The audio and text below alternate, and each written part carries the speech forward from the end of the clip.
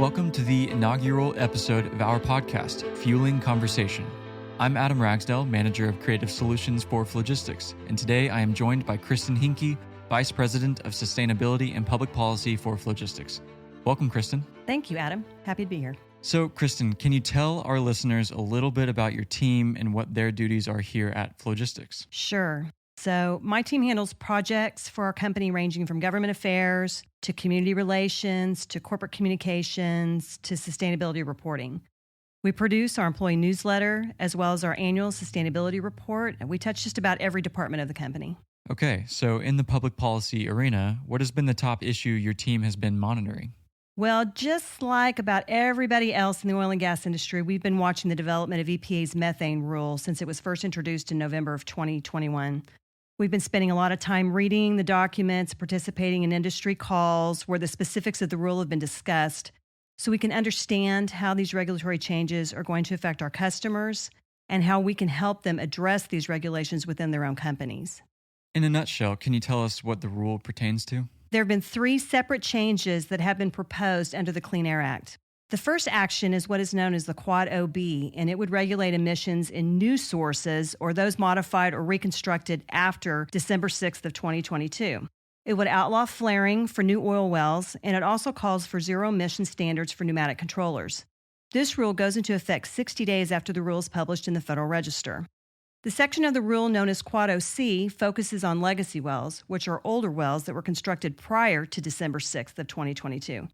These facilities will be regulated by emissions guidelines established by the individual states. So if you are, say, in Colorado or New Mexico, those states have been very proactive in developing rules governing emissions, so customers there already know what is expected of them.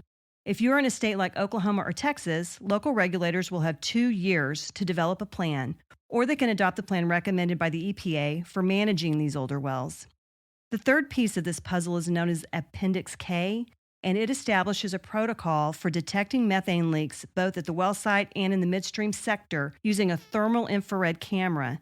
EPA will now require the use of optical gas imaging, or OGI, and there will be requirements that apply to the performance of the camera, the training the camera operator is expected to have, and the record keeping that must accompany these detection surveys. You might have heard some discussion about a methane tax, and that's another initiative pushed by the Biden administration, except it's part of the Inflation Reduction Act that was passed by Congress in August of 2022, and it is not part of EPA's methane rule. This act amended the Clean Air Act by adding a section that establishes the Methane Emissions Reduction Program, or MERP. Among other things, the MERP establishes a charge on methane emissions from specific types of facilities that are currently required to report their greenhouse gas emissions to EPA's Greenhouse Gas Emissions Reporting Program. This is known as the Waste Emissions Charge, or the WEC.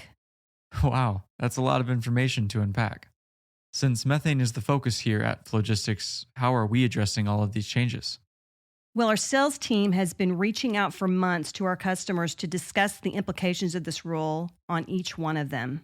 Every operator's situation is different, and we have been evaluating their concerns and discussing solutions we could provide not only through vapor recovery, but also through our methane detection program.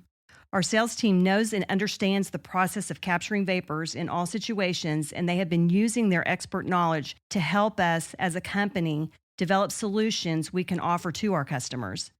The engineering team has been using this feedback to really look at problems in a different way and think outside the box to provide solutions to our customers. And the folks in manufacturing have been taking these new plans and making it all happen. It's really been a whole team effort. Would you say there is one group of customers that you believe will be particularly affected by this rule? Well, yes, we at Flogistix and the industry as a whole are extremely concerned about how the marginal well producers are going to be able to meet the regulatory requirements of this rule. So what classifies as a marginal well? So a marginal well is a well that produces 15 barrels of oil or less a day and 90 MCF of gas. There are 750,000 marginal wells in the United States. These wells are extremely different from larger wells. They don't operate continuously, especially as their production declines. They are connected to timers, and many only operate a few days a week, some only 1 day a week. As a team, we've been brainstorming on how to help these producers comply with the new regulations and remain in business.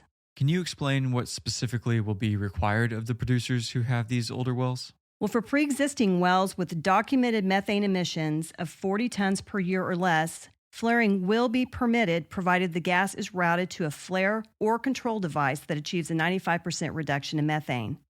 However, for those with emissions of more than 40 tons, flaring will be prohibited unless the operator can show why it is technically infeasible for the emissions to be captured and routed to a sales line or used as an on-site fuel source. This is a big change in industry practice. These emissions have been exempted in the past because the amount is so small. Keep in mind, the impact of this standard will touch every basin in the United States. Industry experts are estimating that 300,000 of the nation's 750,000 low-production wells could be shut down because they only produce 1 barrel a day, so complying with these rules is uneconomic. Wow, that's a big number. How would that affect the industry? Well, in the big picture, these wells are not a substantial percentage of production. However, the majority of the marginal well producers are small businesses. Many are family-owned, and they are based in small towns all over the oil patch. Plugging these wells could have long-term implications for small-town America. People will lose their jobs, tax revenues will fall, and small communities will suffer. Okay, so I know the industry has been engaged from the start. What has been done to try and address these concerns with EPA? Well, to begin with, more than 1 million comments were submitted on the proposed rule.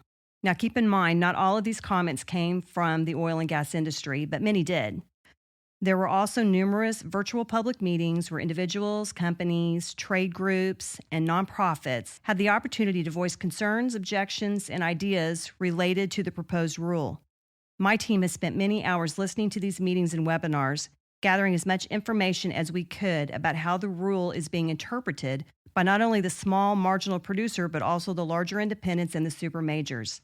Each one has its own take on the proposal and how it would affect not only their company, but the industry as a whole. It was also interesting to hear the feedback from opponents of our industry and to hear not only their concerns and fears, but also the misinformation that has been spread about emissions in the oil and gas industry in the United States.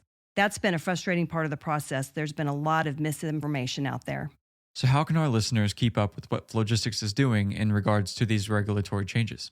The best way is to follow us on social media. We're on LinkedIn, Facebook, Instagram, and we're also posting updates on our blog at flogistix.com. Thank you, Kristin. You're welcome. Well, that wraps up our first episode here on Fueling Conversation. Thank you for tuning in as Flogistix Vice President of Sustainability and Public Policy, Kristin Hincke, walked us through the Quad OB section of the new methane rule here in the U.S., what to expect next, and how to stay proactive in our ever-changing environment here in the oil, gas, and energy industry, especially if you're one of our marginal well producers. As Kristin mentioned, follow along with us on all social media at Flogistix or visit our website. Stay tuned for more insights from Flogistix on future episodes of Fueling Conversation. We'll see you next time.